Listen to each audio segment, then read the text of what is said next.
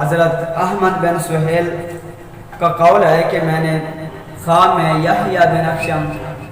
آپ کو خواب میں دیکھا اور پوچھا کہ اللہ رب العزت نے آپ کے ساتھ کیا معاملہ فرمایا ہے۔ اللہ رب العزت نے آپ کے مرنے کے بعد آپ کے ساتھ کیا معاملہ فرمایا ہے؟ تو وہ فرماتے ہیں کہ اللہ رب العزت نے مجھے بلایا اور بلا کر فرمایا کہ اے بد کردار اور بوڑھے، تو کیا کرتا رہا؟ تو میں نے عرض کیا یا اللہ، میں نے تیری طرف سے ایسی بات تو نہ سنی تھی۔ تو اللہ تعالیٰ نے فرمایا کیا سنا تھا، کیا کہا گیا تھا؟ تو حضرت یحییٰ بن اخشم عرض کرتے ہیں یا اللہ، میں نے ایک حدیث مبارکہ سنی تھی جس کے راوی سیدہ طیبہ طاہرہ زاہدہ اما عائشہ صدیقہ رضی اللہ تعالی عنہا ہیں۔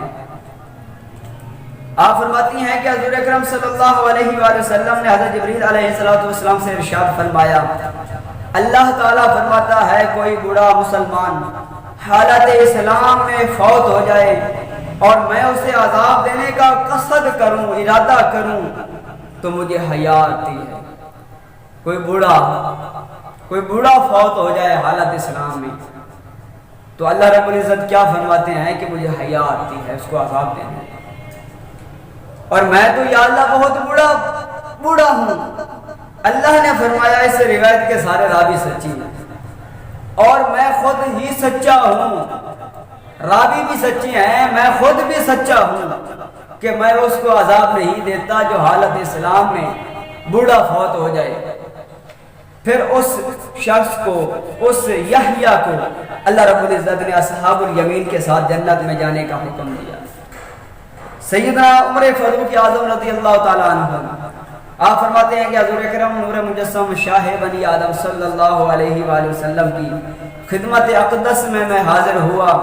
تو آپ صلی اللہ علیہ وآلہ وسلم رو رہے تھے، آپ رو رہے تھے۔ تو میں نے عرض کیا یا رسول اللہ صلی اللہ علیہ وسلم، حضور رونے کی کیا وجہ ہے؟ آپ صلی اللہ علیہ وآلہ وسلم نے ارشاد فرمایا کہ اے فاروق اعظم، اے عمر، میرے پاس جبریل امین علیہ السلام تشریف لائے تھے اور فرمایا کہ اللہ تعالیٰ فرماتا ہے مجھے حیا آتی ہے میں ایسے شخص کو سزا دوں جو اسلام میں بوڑھا ہوا ہو، مگر اسلام میں بوڑھا ہونے والا گناہ کرنے سے اللہ تعالیٰ سے حیا کیوں نہیں کرتا، یعنی شرماتا کیوں نہیں؟ تو فقیہ اثر تنبیہ الغافلین کتاب میں فقیہ اثر فرماتے ہیں بوڑھے شخص کے لیے واجب ہے کہ وہ اس انعام کو پہچانے، اللہ تعالیٰ کا شکر ادا کرے کہ اللہ تعالیٰ سے اور اللہ تعالیٰ سے حیا بھی کرے، شرم بھی کرے اور کرامن کاتبین سے بھی حیا کرے،